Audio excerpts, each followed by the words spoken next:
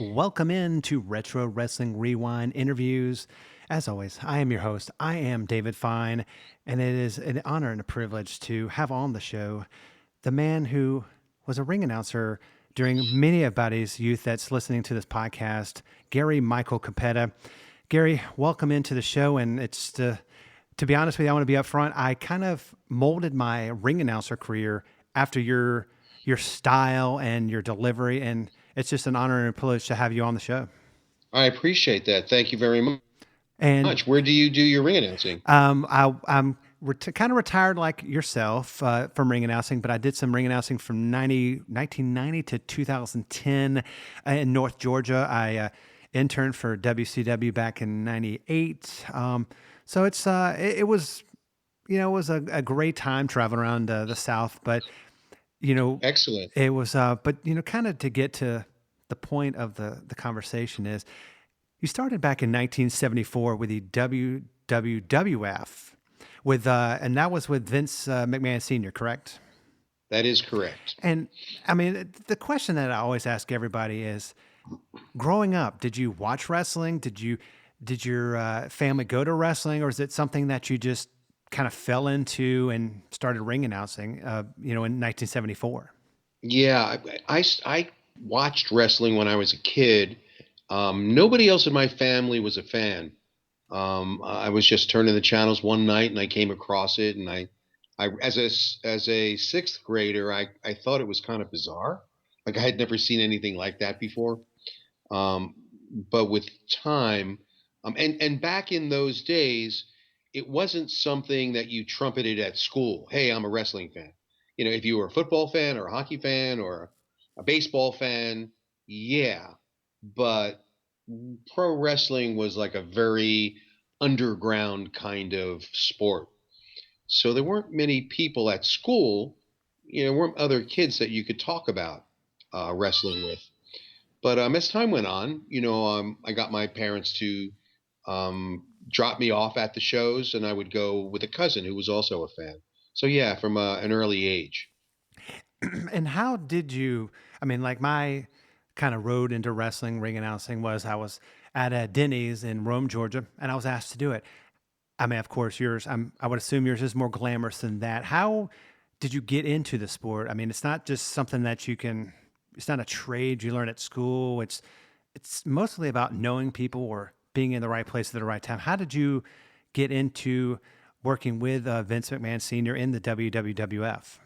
Yeah, it was more along the lines of being in the right place at the right time. It wasn't something that was a goal of mine. It wasn't something that I intended to do, or um, and I had been going to the matches sixth grade through junior high school, college, and I was a senior in college, and I decided that I needed to figure out a way how to get into the matches without paying. So I decided that I could write. So I went to New York City and I went to the editorial offices of Ring Wrestling Magazine, and I wiggled a press pass out of them. And I wrote a couple of articles over a period of only about 3 months before I was at the matches one night in Wildwood, New Jersey, and they didn't have an announcer. And I just said, "Yeah, I'll do that for you."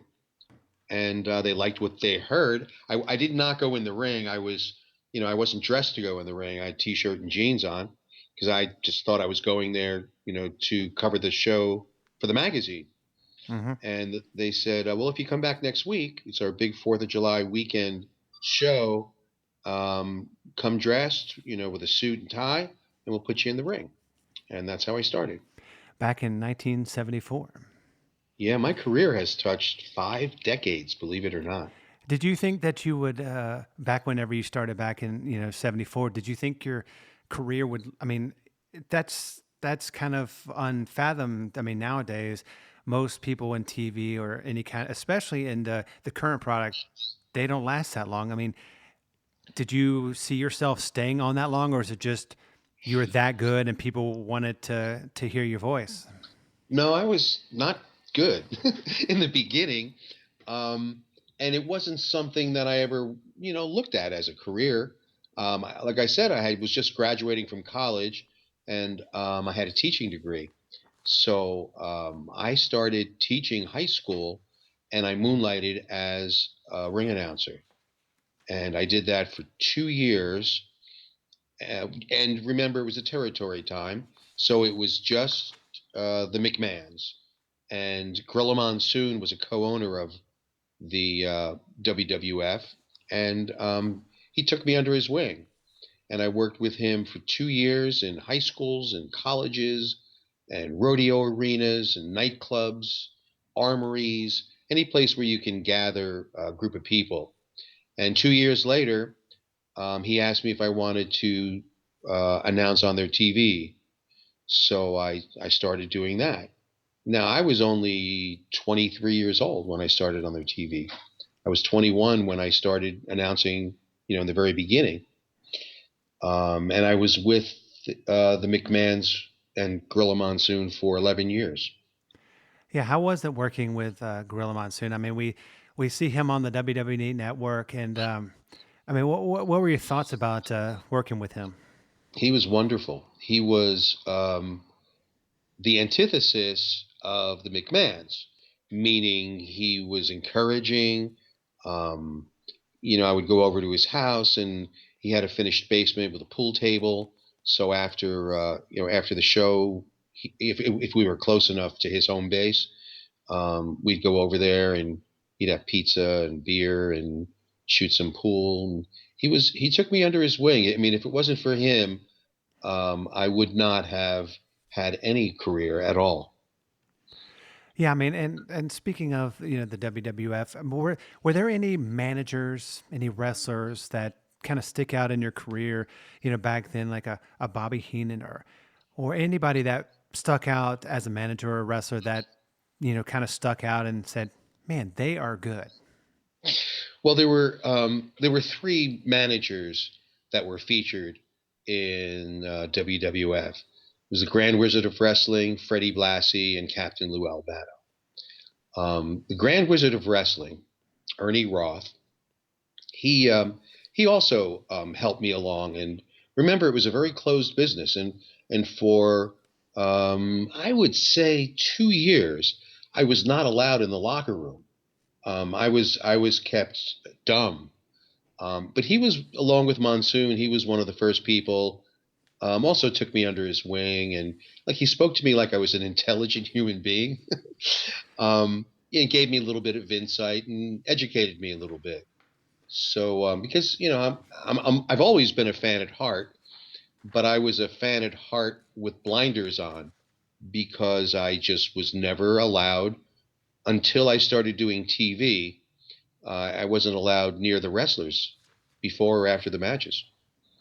I mean, how was that?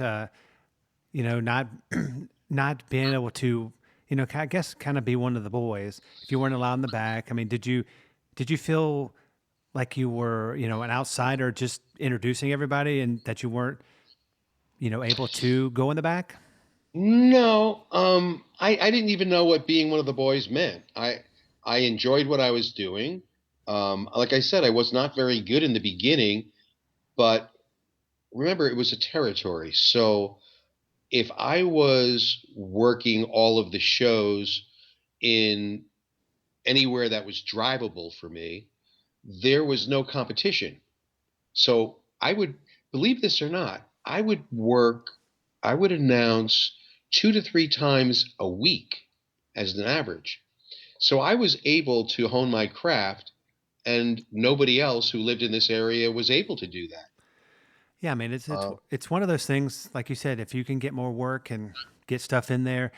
Um, After the WWF, you went to where where did your career after the WWF? I mean, was there a point when you were there and Vince McMahon Sr. and Gorilla Monsoon took you under his wing that you decided, hey, there's it's time to move on and seek other opportunities in other promotions? yeah, well, when Vinny took over, he forced the other shareholders, the minor shareholders, to sell their shares to him. So Monsoon lost his power, and therefore my future was in doubt. And there was a crossroads there in about 1985 ish, where for a few months, because I saw that I wasn't going to have a future there, um, I worked for the WWF, the AWA, and the NWA all at the same time because I started to reach out and find other opportunities. I was shocked that I wasn't fired for doing that. I mean, in high profile places, Hmm. like in the Meadowlands. But then Vern Gagne came to me and he was starting his ESPN pro wrestling show, which was a huge opportunity because it was a chance um, to announce to a national audience. And that's when I started. And now, through this entire time, and up until the time I started with WCW, I was teaching school. So this was all part time for me. Hmm. It was just that I had I was just blessed. I just had really good opportunities. So I started announcing in Atlantic City in the early days of Vern Gagne's ESPN show. And then I just stopped working for the WWF. I didn't quit. I wasn't fired. We just kind of separated. Hmm. And I mean, and some of the AWA stuff, they were out in Las Vegas, the Showboat. Were you able to ring announce and work when they were out in Las Vegas, or was it something that you just did the stuff whenever they were on the East Coast? No, it was just in Atlantic City. Okay. Because as I said, I needed to be in the classroom the next morning. Yeah. Yeah, so it was just a moonlighting job. And And then when Vern wanted me to do his pay-per-views, that was always on the weekend, and so he would fly me to Minneapolis or he'd fly me to Chicago, and and that was doable. and what were your thoughts of the AWA? I mean, a lot of people listening may have not seen the AWA unless they're watching the WWE Network. What were your thoughts and memories of the AWA? I mean, it was a great promotion. It saw the start of Shawn Michaels. Scott Hall was there. It was Kurt Hennig, Mr. Perfect. What were your thoughts on the AWA? I mean, coming from the WWF to the AWA. I mean, because I mean, in your eyes, the AWA. I mean, and not in your eyes, but in a lot of people's eyes, the AWA was a lot smaller than the WWF at the time. What were your thoughts on coming to the AWA? If you look at the roster that they had, you named a few of the names, but Nick Bockwinkel and Larry Zbyszko and the Road Warriors, Stan Hansen, um, Steve Regal, Mr. Electricity, Gorgeous Jimmy Garvin and Precious, Sherry Martel. They had in Kurt Hennig, as you mentioned, they had an incredible roster. It was just that Vern didn't know how to compete because he never had to compete in the past. I think that was the challenge that many of the territory promoters had. That for so many years they presented terrific wrestling in their regions, but they had no competition. So competition was something that was like new to them. And Vern, um, he was way old school, and he just didn't know how to present a more modern product. The presentation was old school, even though he had such incredible talent. Yeah, I mean, it was. I mean, if people watch it, Ric Flair came in there. I mean, it was so many people that came in there, and kind of moving from after you were in the AWA. What was the next promotion? Did you just stay with AWA for, until they folded, or is it one of those things that kind of the opportunities come about and then you move on to the next one? Well, yeah, it was more like that. I After I finished, he moved the show from Atlantic City to Las Vegas. So when he did that, I stopped working on the ESPN show, but he still brought me in for his big shows in the Midwest. Hmm. And then he teamed up with Jim Crockett to form Pro Wrestling USA. And the combined promotions came into the Northeast to compete with McMahon. So then I started announcing for the NWA. Then I got to know um, Jim Crockett, and Vern little by little stopped coming to the Northeast. And Crockett's were really strong in Baltimore, always strong in Baltimore. And there were many large arenas that would not allow anything but the WWF into their buildings. They had an agreement with the McMahons. But there were a few arenas that I announced NWA at the Meadowlands, in New Haven, in Boston. Yeah, so and those were all drivable for me because I'm based in New Jersey. So yeah, so the next promotion after the AWA was the NWA. And how was your time in the NWA? I mean, the show that we're recapping and looking back this week on Retro Wrestling Rewind is Wrestle War '89. Of course, they had the famous Terry Funk turn on Ric Flair scenario, and then some other great matches. I mean, what was your your greatest memories of working for the NWA? Because that's what I grew up watching, back in the early '80s and early '90s. What were your greatest memories of the NWA slash WCW? It was well, the NWA before WCW. Um, it was a real like rough style. It was I always say going from the WWF and AWA into the NWA was like going from ballet to street fight. Hmm. And so I would sit there, month after month, and I would just be amazed at what these guys were doing. It was a much more like visceral product, for because now on WWF after I left, they continued with Hulk Hogan was there when I was there, but then they continued into the Rock and Wrestling and WrestleManias, and it became more, of what it is today, more of an entertainment, not a serious fight situation. So I loved the NWA. The And I also remember that now, by this time, I don't know. I was probably announcing for, well, it was 11 years with the WWF, another year full time with AWA. So it's probably about 14 years in because I did a little independent in between to bridge in between the larger promotions. So I had a reputation, and therefore I was treated differently. I was treated really well by Vern Gagne and also by the guys at the NWA. Um, so it was very different because I wasn't entering as a rookie, and I guess they knew of my work and they saw my work, and I always respected the sport and I always respected the wrestlers and what they did, and I always understood that it wasn't about me. I always understood that whatever I did in whatever little way that I could, it was always to enhance like an entrance, whatever the wrestlers were doing, or if they would approach me in the ring. I understood what my role was. And I think that they appreciated that. And back, in the, excuse me, in the NWA days, you were still just doing like pay-per-views, big pay-per-views, since you were at the time you were teaching, correct?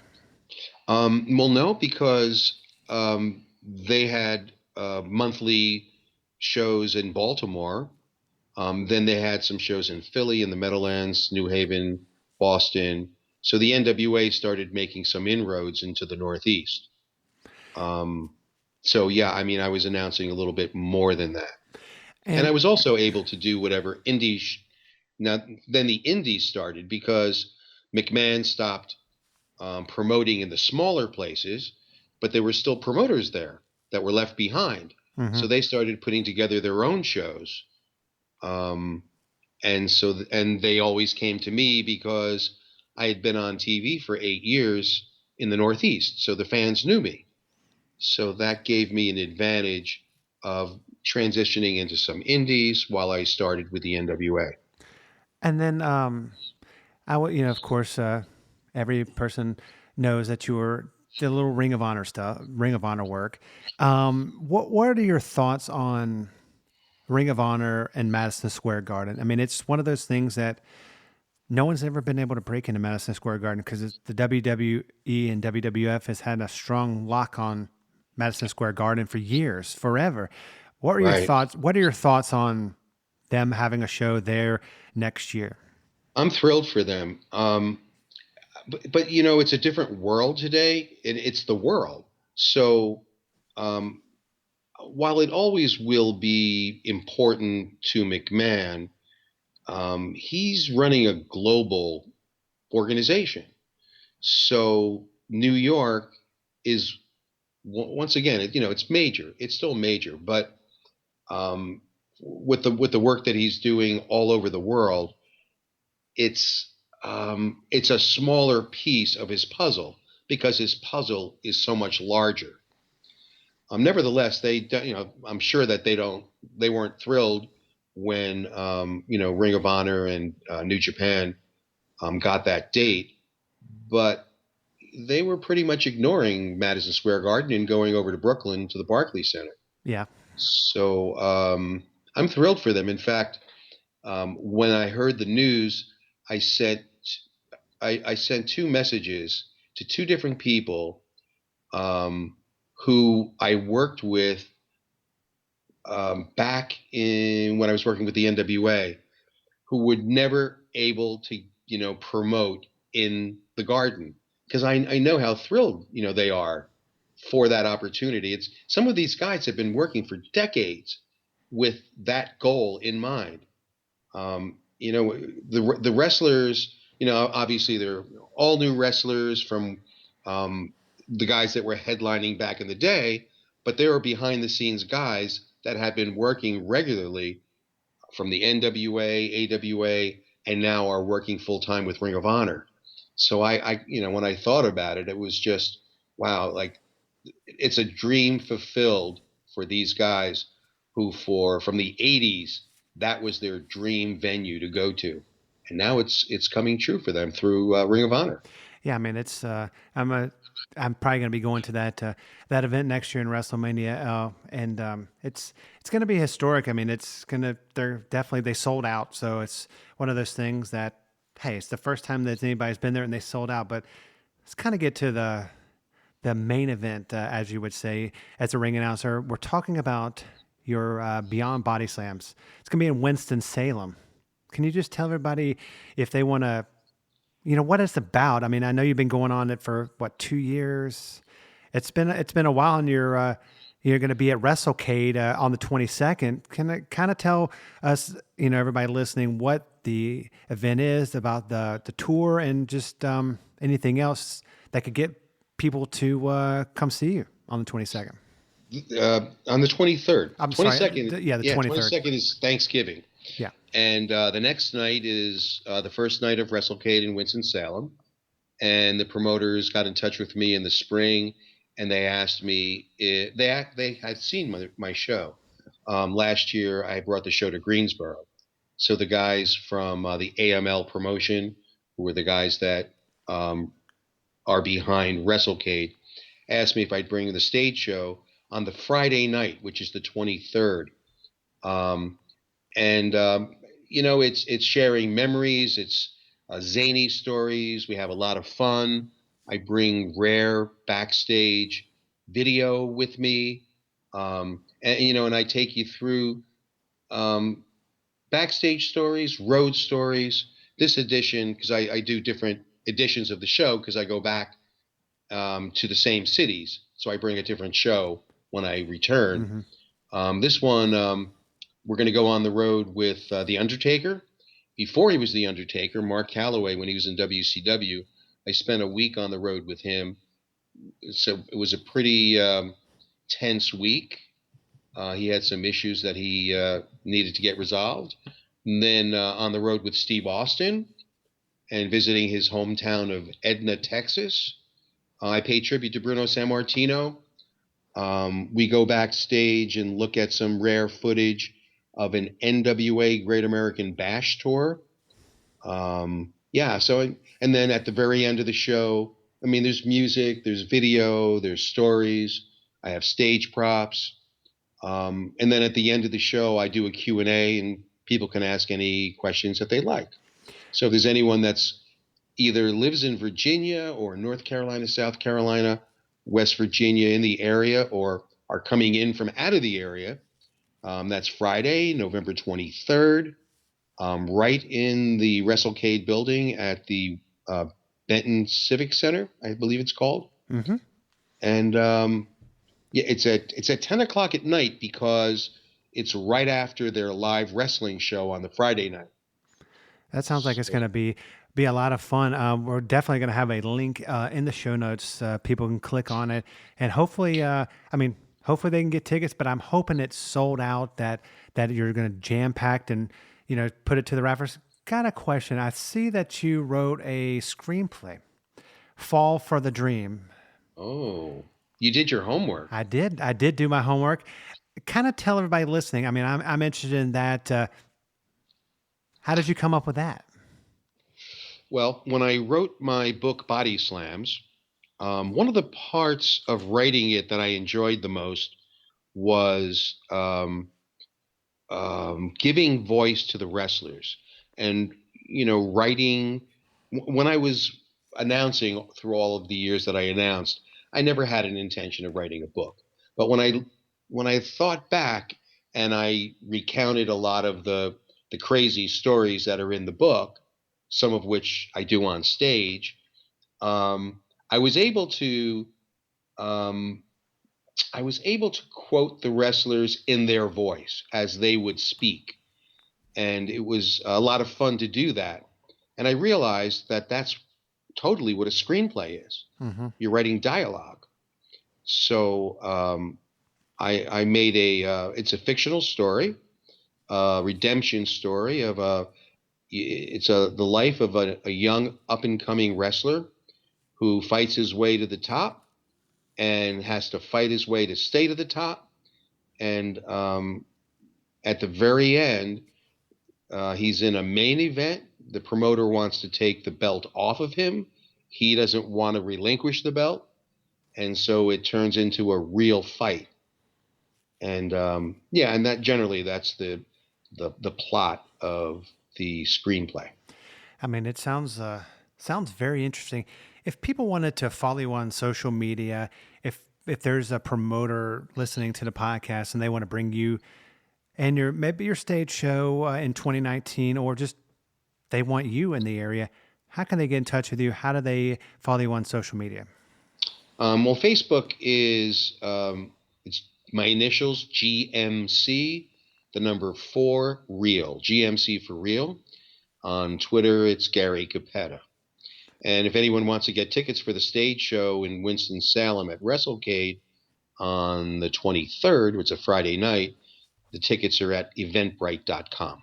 And we'll definitely have a link at the bottom of the show notes that people can click on it. But like I said before, I hope it sells out. I hope that when people click on it, it's already sold out. But if it's not, click on the link. Gary Michael Cappetta, thanks for stopping by and thanks for telling us how you got into wrestling and everything else in between. I appreciate it. It was a lot of fun. Thank you.